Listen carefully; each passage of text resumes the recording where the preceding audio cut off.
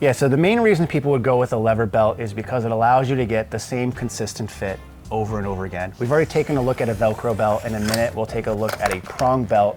But those are what I would consider more traditional belt latch systems, meaning you have to pull it to a certain tightness.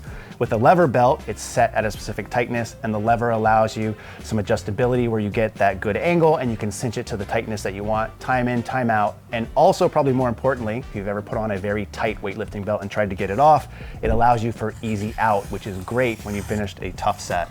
Yeah, nothing is worse than being absolutely gassed after a squat set and then trying to adjust your We've all been there. It is not a great feeling. But outside of the actual lever of these belts, and we'll talk about the nuance between these two types of levers, you can also expect a thicker material with this style of belt. So generally you're gonna have a thickness of what, like 10 to 13 millimeters for the leather? Yeah, so for the most part, the most general use cases you'll see is 10 or 13. Now there is stuff that goes a little bit beneath that. You'll see some 6 and 8 millimeters, and it's usually the same actual insides being the harder, stiffer leather, but maybe perhaps with a reduction of the outside layer itself.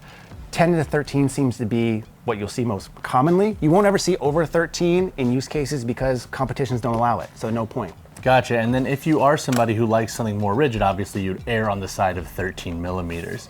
Now, with these two types of levers, you were talking about the nuance between them. Can we quickly go over the difference between your lever and this lever here? Yep, so what I have here is what most would consider a more traditional lever belt. It's one that you'll see all the time. So for this, you can set it and forget it, meaning you get the same consistent fit over and over again. The problem with that then tends to be some people, number one, if you're traveling or just going through normal weight fluctuations, you then have to adjust the belt because it might be too tight, it might be too loose, or in some cases, some people like to wear their belts in different positions for different lifts, and if you have it at the same thickness or the same tightness, you might not be able to get in those positions that you want to get in. And even to add a little bit more there, if you're wearing a different type of shirt, like that could even influence it, because I've trained in like a thicker shirt versus a thinner shirt, and lo and behold, now my belt is way too tight. Yep. And so that brings in this type of lever, which is an adjustable lever, right? Yep, so this is an adjustable lever by Pioneer. You also see some adjustable lever belts by people like SBD as well.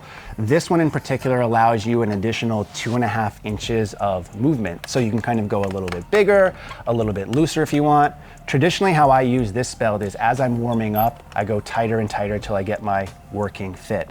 Now, the nice thing about this is if I'm traveling or if I want to move the belt into a different position, I still have enough of that play room to adjust it accordingly. Hopefully I'm not increasing or decreasing my waist by more than 2.5 inches in a day or two, but I still get that consistent on and off like we've already talked about.